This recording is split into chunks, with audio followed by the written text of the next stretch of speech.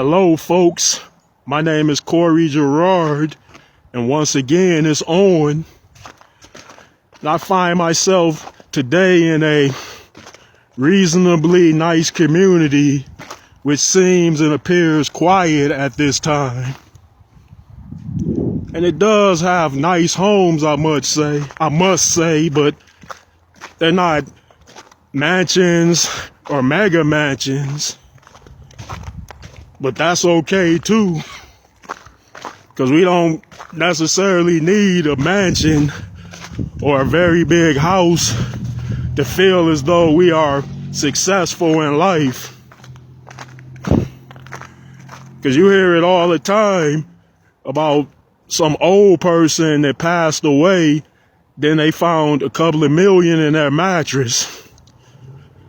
And people will be gossiping amongst themselves and saying, you mean that person was living in a roach-infested apartment and they had a couple of million?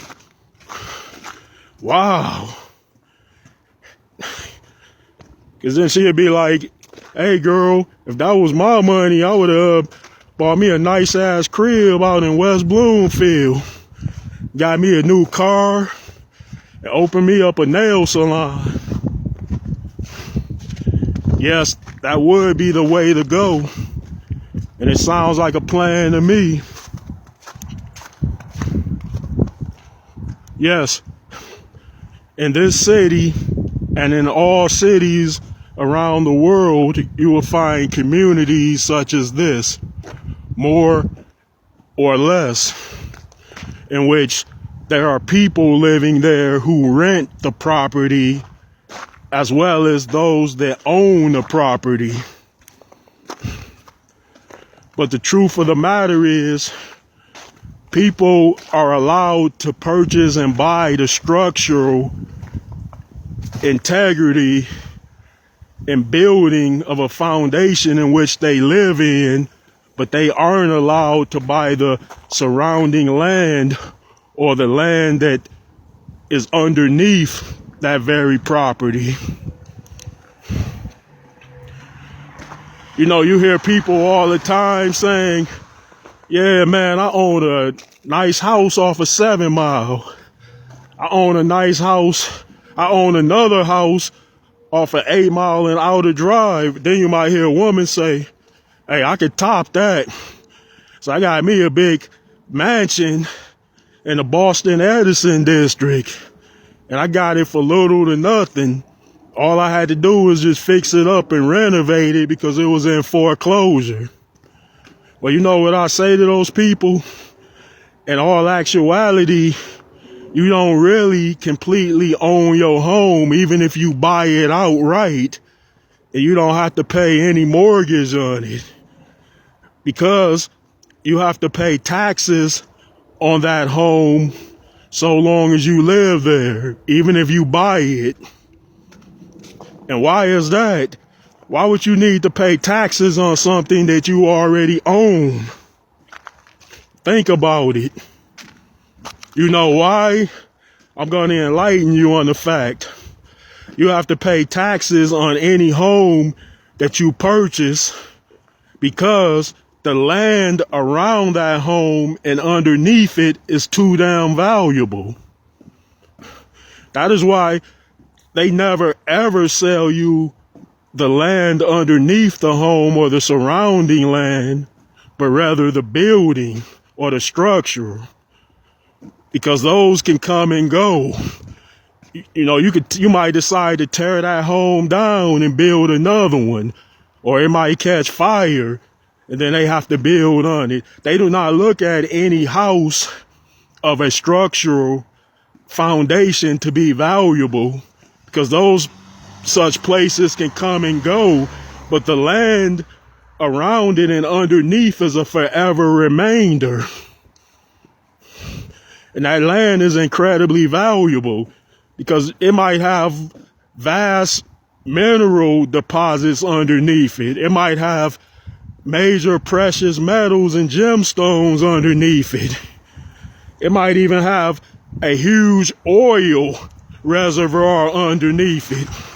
Like you saw the Beverly Hillbillies, that famous 60s series when there was some hillbillies living up in the mountains and they was dirt poor, but on some occasions he found out he had oil underneath it, and then he became an instant multi-millionaire or billionaire. And in fact, he was the richest man in the country.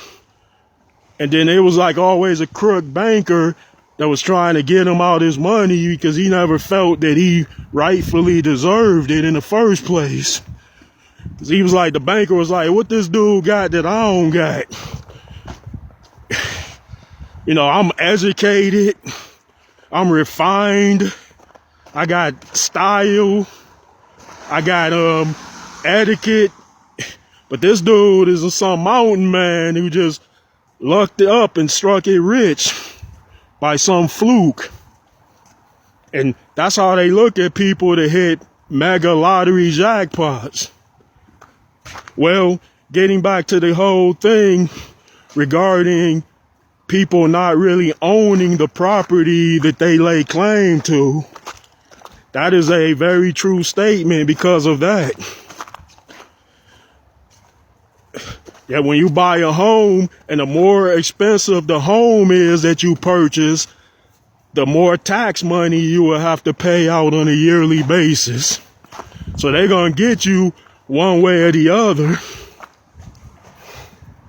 Yes, there's nothing wrong with taking pride in the fact that you could say, hey, I bought my home and I own it and all of that. So I'm not trying to throw a monkey wrench in that. I just want to bring up the obvious truth of the matter and enlighten y'all all to that fact that y'all don't own the land underneath y'all homes or around it.